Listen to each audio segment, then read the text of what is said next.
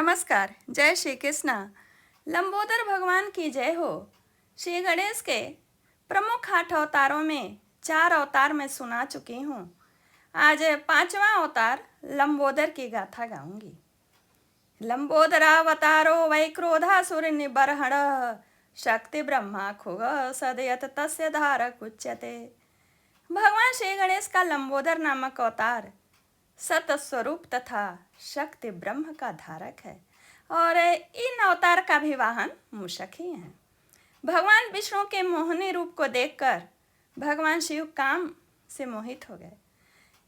जब भगवान विष्णु ने मोहिनी रूप का त्याग किया तो शिव भगवान का मन दुखी हुआ और उसी समय उनका शुक्र धरती पर स्खलित हो गया।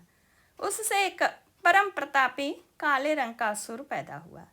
उसके नेत्र तांबे की तरह चमकदार थे।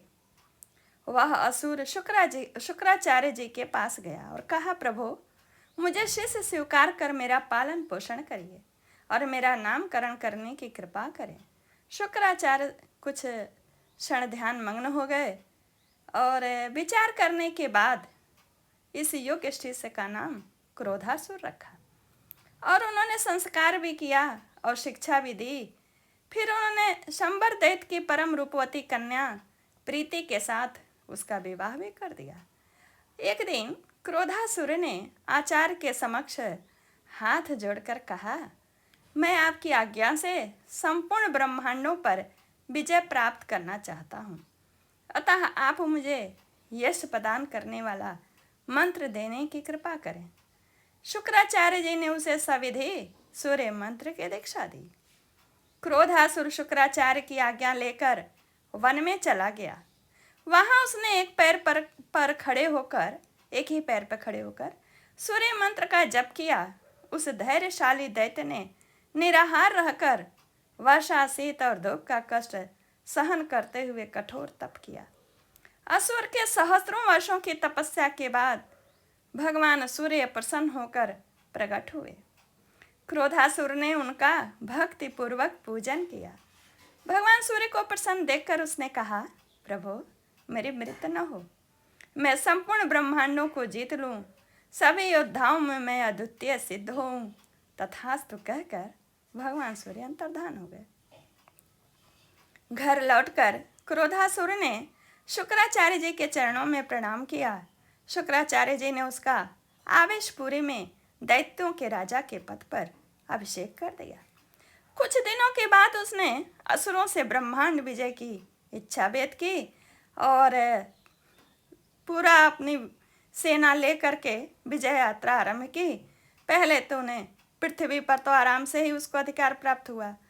उसके बाद वो अमरावती पर चढ़ दौड़ा। वहाँ भी देवता लोग डर के भाग गए और वहाँ भी उसके राज्य का स्थापित हो गया, अधीन हो गया।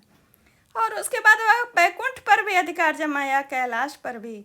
और यही नहीं, इसने सूर्यलोक में भी अपने राज्य की स्थापना की। सूर्यलोक में सूर्य भगवान भी अपने वरदान को याद करके खुद ही छोड़ के चले गए।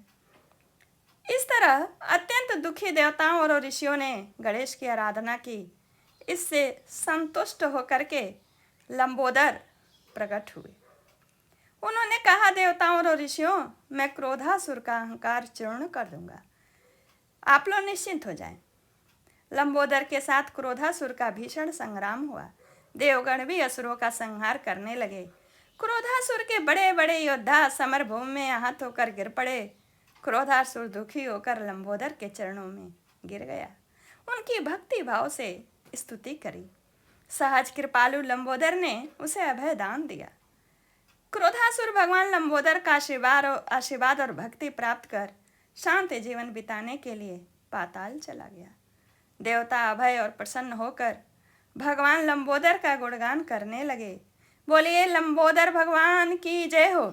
आपने ध्यान दिया होगा कि 5 अवतार में किसी भी दैत्य का गणेश जी ने वध नहीं किया, अपितु उसको अपने प्रभाव से प्रभावित करके भक्ति का वरदान देकर पाताल में ही भेजा। आप सबको मेरा नमस्कार। जय श्री कृष्णा। पसंद आए तो चैनल को subscribe, like, comment, share, full watch जरूर करें। धन्यवाद।